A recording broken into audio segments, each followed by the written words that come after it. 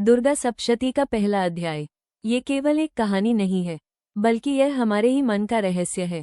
यह अध्याय शुरू होता है एक प्रश्न से, जब हमें पता है कि क्या सही है और क्या गलत, फिर भी हमारा मन गलत चीजों से जुड़ा क्यों रहता है। राजा सुरथ और वैश्य समाधि के मन की स्थिति। एक समय की बात है, राजा सुरथ एक पराक्रमी और न्यायप्रिय राजा थे। लेकिन समय का चक्र ऐसा बदला कि उनके शत्रुओं ने उनका राज्य छीन लिया। अपनों ने भी उनका साथ छोड़ दिया। दुखी होकर वे जंगल की ओर चले गए। वहीं उनकी मुलाकात हुई एक वैश्य समाधि से हुई। समाधि भी अपने ही परिवार द्वारा धोखा खाकर सब कुछ खो चुका था। उसके अपने ही लोग उससे धन और संपत्ति को लेकर उसे छोड़ चुके थे। मन की सबसे बड़ी उलझन, दोनों के साथ अन्याय हुआ था, फिर भी उनका मन उन्हीं लोगों में अटका हुआ था। राजा को अपनी प्रजा और राज्य की चिंता थी, समाधि को अपने परिवार की याद सताती थी। तब दोनों एक आश्रम में पहुंचते हैं और मेधा ऋषि से प्रश्न करते हैं, हे ऋषिवर, जब हमें पता है कि ये लोग हमारे नहीं हैं, फिर भी हमारा मन उनसे जुड़ा क्यों रहता है? इतनी अटैचमेंट क्यों है हमें उन लोगों से जिन्होंने हमें धोखा देकर निकाल दिया?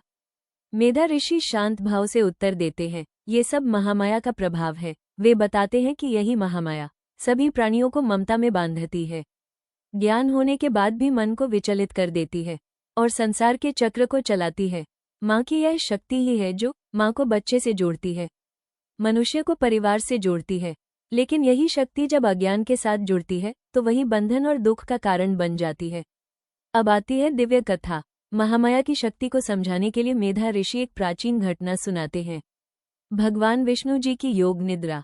सृष्टि के प्रारंभ में जब चारों ओर केवल जल ही जल था, तब भगवान विष्णु जी शेषनाग पर योग निद्रा में विश्राम कर रहे थे। उसी समय उनके कान के मैल से दो असुर उत्पन्न हुए, मधु और कैटभ। ये दोनों असुर अत्यंत शक्तिशाली थे। उन्होंने सृष्टि के रचयिता ब्रह्मा जी को ही मारने का प्रयास किया। ब्रह्मा जी संकट में पड़ गए। तब ब्रह्मा जी ने मां महामाया की स्तुति की। उन्होंने प्रार्थना की, हे देवी, आप ही भगवान विष्णु जी को योग निद्रा से जगा सकती हैं और हमें इस संकट से बचा सकती हैं। ब्रह्मा जी की स्तुति से प्रसन्न होकर महामाया प्रकट होती हैं। वे विष्णु जी की आंखों से अपनी योग निद्रा हटा लेती हैं और तभी विष्णु जी जाग उठते हैं। जागते ही भगवान विष्णु जी मधु और कैटभ से युद्ध करते हैं। ये युद्ध बहुत लंबा, करीब 5000 वर्ष और भयंकर होता है। दोनों असुर अत्यंत बलवान थे। जब युद्ध लंबे समय तक चलता रहा, तब महामाया ने अपनी शक्ति से असुरों के मन में अहंकार, घमंड उत्पन्न कर दिया। अब वे स्वयं को अजेय समझने लगे कि हमें कोई नहीं हरा सकता। अब उनसे एक भूल हो गई। अहंकार में आकर उन्होंने भगवान विष्णु जी से कहा, हम तुमसे प्रसन्न हैं, तुम हमसे वर मांग सकते हो। विष्णु जी समझ गए कि माया ही इनसे ये सब कहलवा रही है। भगवान विष्णु जी ने अत्यंत बुद्धिमानी से कहा, यदि तुम प्रसन्न हो तो मुझे यह वर दो कि मैं तुम दोनों का वध कर सकूं। असुरों ने कहा, ठीक है, आप हमें वहीं मार सकते हैं जहां जल न हो। उस समय चारों ओर केवल जल ही जल था, इसलिए उन्हें लगा कि वे सुरक्षित हैं। तब भगवान विष्णु जी ने दोनों असुरों को अपनी जांघ पर रखा और सुदर्शन चक्र से उनके सिर काट दिए। इस प्रकार मधु और कैटभ का अंत हुआ। अब दुर्गा सप्तशती के पहले अध्याय का रियल मीनिंग समझो। राजा सुरथ और समाधि कौन है? हमारी जीवन की परिस्थितियां हैं, जहां हम सब कुछ जानते हुए कि हमें हमारे अपने लोगों ने ही धोखा दिया है, फिर भी हम अपने इमोशंस में फंस जाते हैं। माया क्या है? हमारे इमोशंस, अटैचमेंट्स, डिस्ट्रैक्शंस।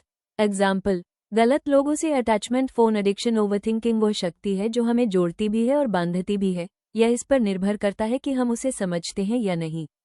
मधु कैटभ कौन है? हमारे अंदर के enemies, ego, confusion, fear, negativity. माँ दुर्गा क्या है?